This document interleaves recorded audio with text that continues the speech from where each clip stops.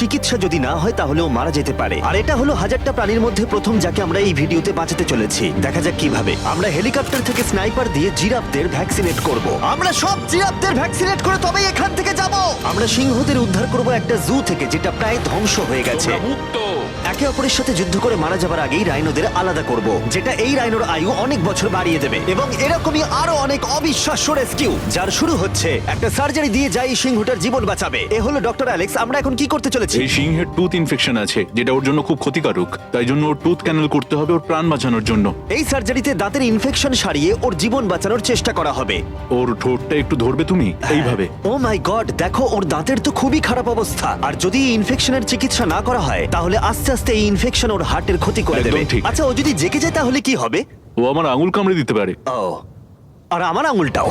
হ্যাঁ, হয়ে গেছে, ও একদম ঠিক আছে। চলো ওকে মুক্ত করো। এখন সিংহটা সুস্থ আর স্বাভাবিক। এখনো এরকম 999টা প্রাণীর জীবন বাঁচানো বাকি। আমাদের পরের মিশন হলো কিছু রাইনোর জীবন বাঁচানো। এই বিশাল জায়গায় আমরা ওদেরকে খুঁজে বার করে ট্র্যাঙ্কুলাইজ করব আর ওদের স্থানান্তর করব। আমরা এখন রাইনোদের খুঁজে বেড়াচ্ছি।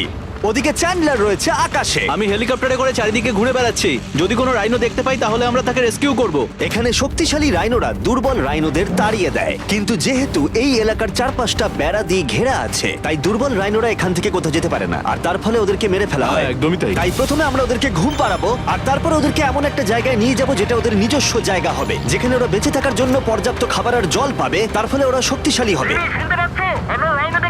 চলো আমরা কি ওখানে রেস্কিউ করি? ঠিক আছে, ও রাইনো দেখতে পেয়েছে। চলো চলো চলো। এই তো, আমার কাছে ট্র্যাঙ্কুলাইজার গান আছে। আমি এটা মেরে ওকে ঘুম পাড়িয়ে দেবো যাতে আমরা ওকে সুরক্ষিতভাবে ধরতে পারি।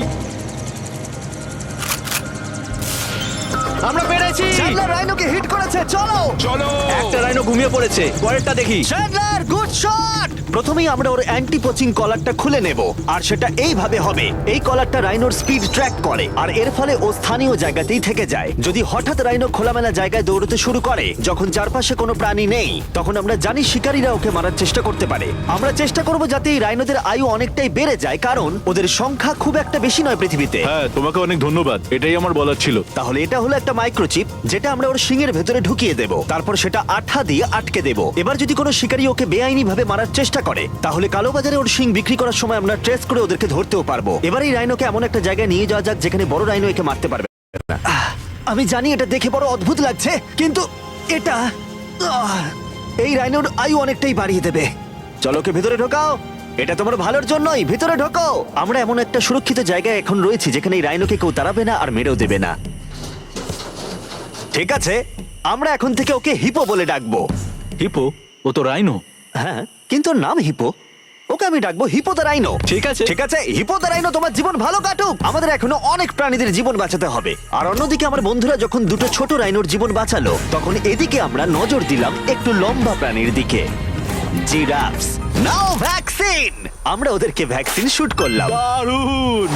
রাইনোদের ট্র্যাঙ্কুলাইজ একটু আলাদা ছিল, কারণ এই হাই পাওয়ার্ড এয়ার রাইফেলগুলো এই জিরাফের শরীরে একটা বড় সিরিঞ্জ ঢুকিয়ে দেয় যেটাতে রয়েছে জীবন বাঁচানোর ওষুধ। তোমাদের ভ্যাকসিন এনজয় করো, দিন তোমাদের ভালো কাটুক। ওরা পালাচ্ছে কেন? আমরা তো ওদের জীবন বাঁচাচ্ছি। এই গোটা ভিডিওতে আমরা হাজারেরও বেশি প্রাণীদের জীবন বাঁচাবো, কিন্তু আমার মনে হয় জিরাফদের এটা কেউ বলেনি, কারণ ওরা এটাকে আরো কঠিন করে তুলছিল। জিরাফ, আমি তোমাকে ভ্যাকসিনেট করার চেষ্টা করছি। এটা তোমার জন্য ভালো, সত্যি বলছি জিরাফ। ভ্যাকসিনটা নিয়ে নাও। আরে ও তো অনেকটা দূরে চলে গেল। মনে হচ্ছে আমাদের ট্যাকটিক্স এবার বদলাতে হবে। যেহেতু এই অঞ্চলটা আয়তনে বিশাল, তাই এটাই হলো সবচেয়ে সহজ পথ যাতে ওরা ভ্যাকসিনেট হয়। যদি ওখানে জিরাফদের কোনো কঠিন অসুখ হয় তাহলে কি ওরা মারা যেতে পারে? হ্যাঁ, 100% ওরা মরে যাবে। তাই নাকি? ও মাই গড। চলো আরো জিরাফের প্রাণ বাঁচানো যাক। ওই দেখো, ওখানে আরেকটা রয়েছে। আর সব জিরাফদের ভ্যাকসিনেট না করে আমরা এখান থেকে যাব না। যদিও এখানে বাতাস অনেকটা বড় প্রতিবন্ধকতা। তুমি এখন ওষুধ পেয়ে গেছো, ভালো থেকো। আমি আরো সাহায্য চাইলাম যাতে যতটা বেশি সম্ভব প্রাণীদের আমরা বাঁচাতে পারি।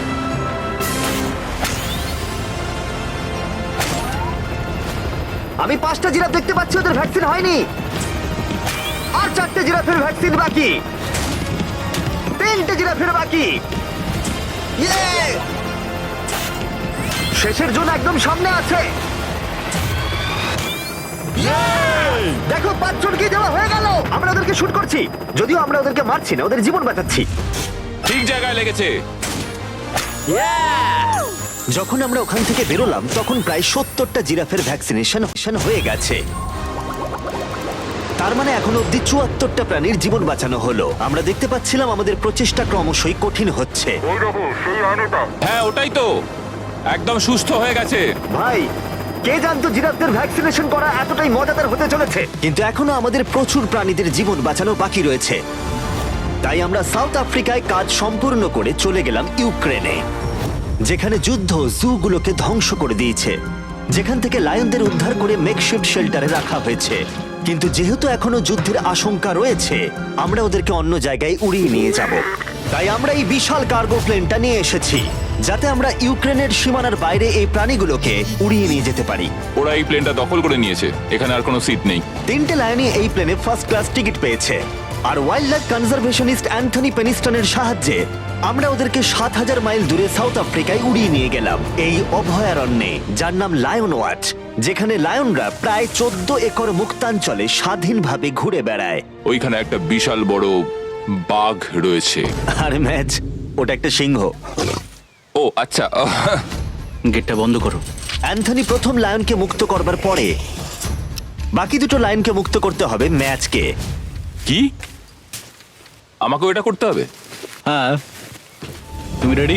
আমি রেডি। চলো করা যাক। চলো। ও মুক্ত। এই লায়নরা এখন যুদ্ধের বিপদ থেকে সম্পূর্ণ মুক্ত, আর ওরা স্বাধীনভাবে এখন আফ্রিকার জঙ্গলে ঘুরে বেড়াতে পারবে।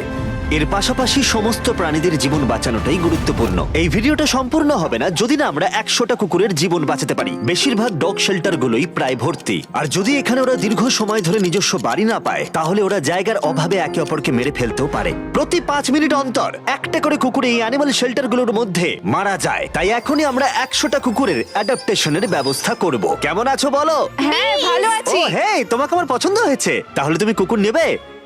কি ধরনের কুকুর তোমরা খুঁজছো? আমরা একটা ছোট্ট বাচ্চা খুঁজছি। ও, একটা ছোট্ট কুকুর।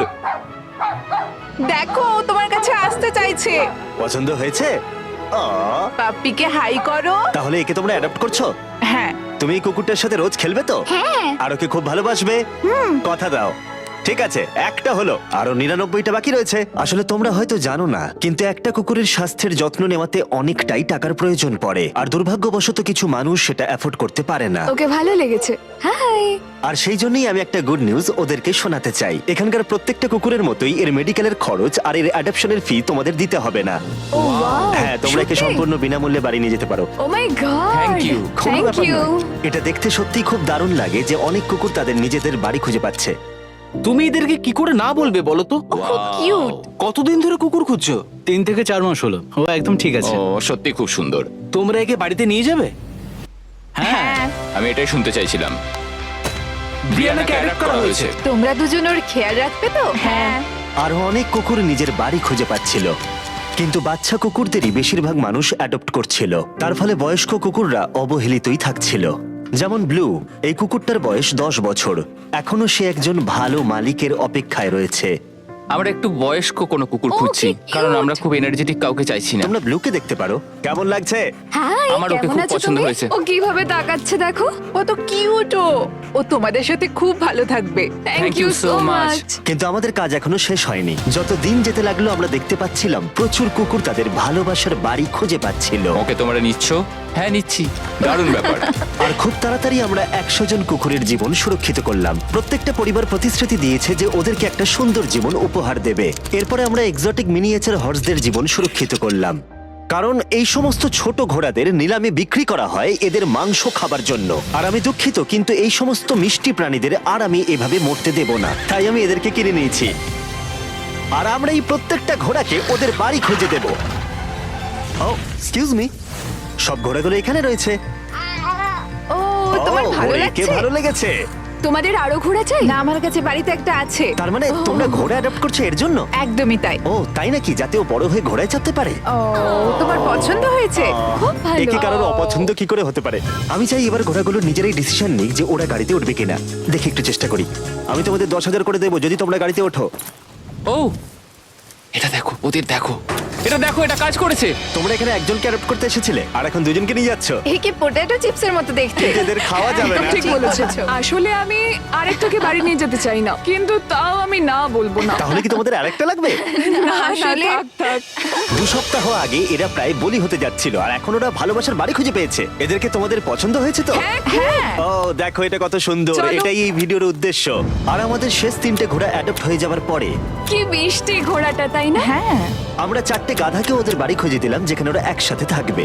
আর এখন আমরা বিশ্বের সব থেকে বড় পাখিকেও ওর বাড়ি খুঁজে দেব।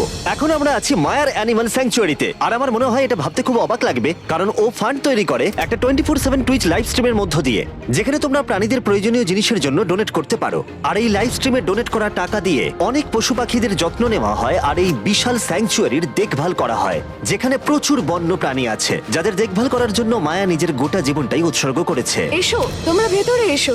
ওই দেখো, ওই ওপরে মোমো বসে আছে। মোমো মোমো তো খুব মিষ্টি। ও স্ক্রিন পছন্দ করে। তোমার কাছে ফোন থাকলে ওকে নাকি? দেখাতে পারো। তোমরা শুধু আমাদের ভিডিও পছন্দ করে তাই নয়, তার সাথে বাদররা করে দেখছি। ও সত্যিই অদ্ভুত।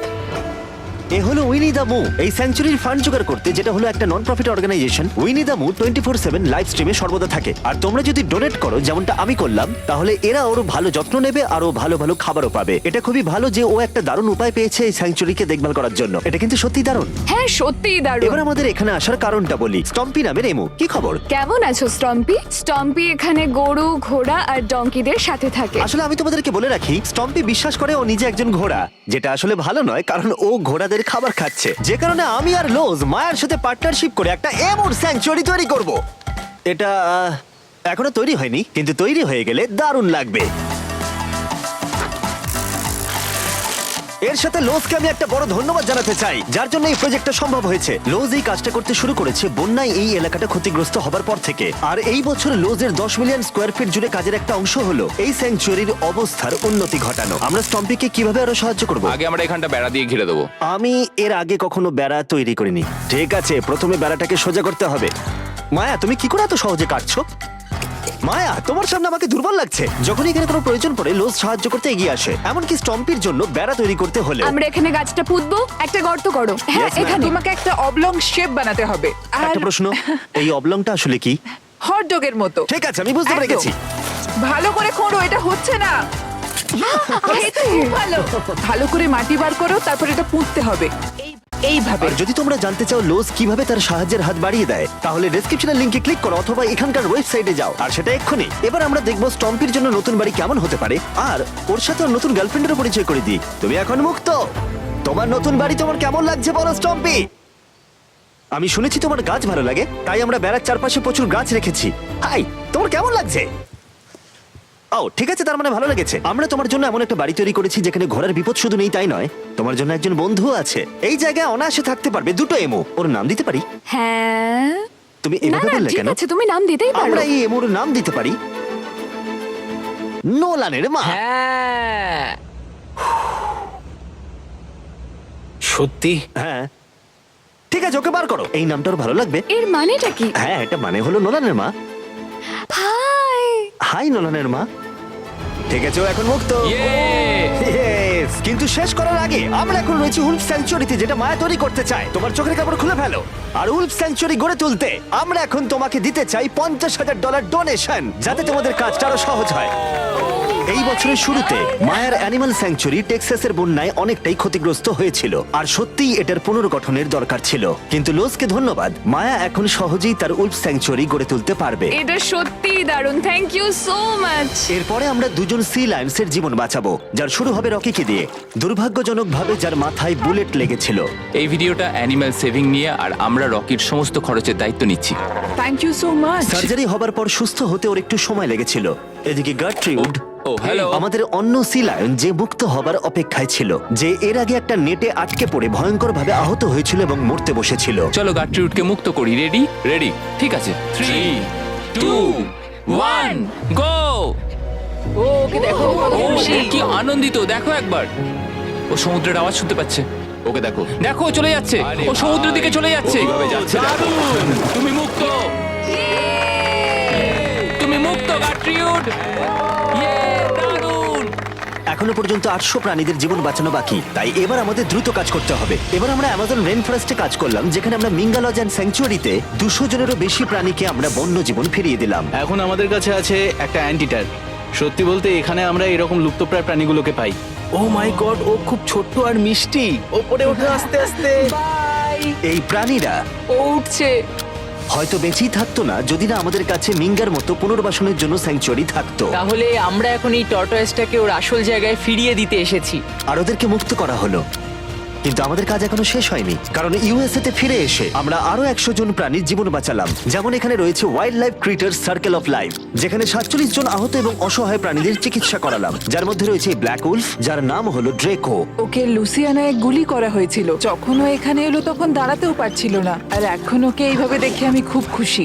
20 জন শিয়ালকে হত্যা করা হতো আর তাদের পশম দিয়ে কোট বানানো হতো, কিন্তু তার পরিবর্তে আমরা ওদের প্রত্যেককে একটা নতুন জীবন উপহার দিলাম। তুমি এখানে খেলনা পাবে, খাবার পাবে এবং চাইলে ঘুরেও দেখতে পারো। এখানে রয়েছে এই বিশাল বার্ড স্যাংচুয়ারি। এখানে আমরা বাঁচালাম 70 জন দেশীয় পাখিকে, যেমন এই স্ক্রিচ আউল, যাকে একটা গাড়ি ধাক্কা মেরেছিল, যার আহত চোখের এখন চিকিৎসা হচ্ছে।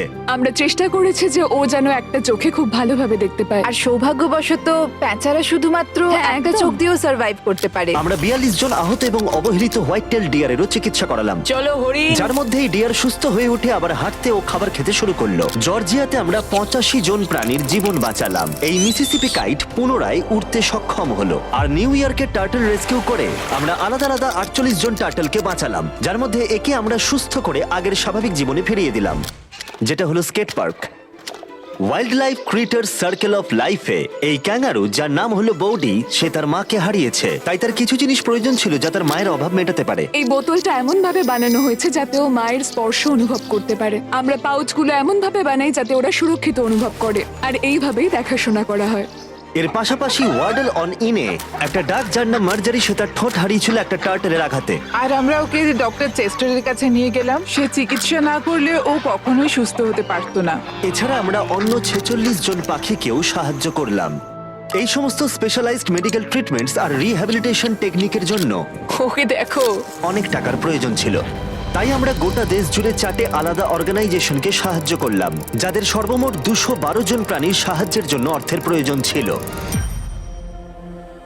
এই সমস্ত অসাধারণ প্রাণীদের দিকে ফিরে তাকালে আমরা তোমাদের ধন্যবাদ জানাতে চাই, তোমাকে ভিউয়ারদের, আমাদের এরকম একটা সুযোগ করে দেবার জন্য। আমরা 1000 জন প্রাণীর জীবন বাঁচালাম, কিন্তু আমাদের কাজ এখনো শেষ হয়নি। যদি তোমরা চাও আমরা আরো 1000 জন প্রাণীর পাশে দাঁড়াই, তাহলে এই ওয়েবসাইট ভিজিট করো। চলো এই সমস্ত প্রাণীদের জীবন সুরক্ষিত এবং স্বাভাবিক রাখতে একসাথে কাজ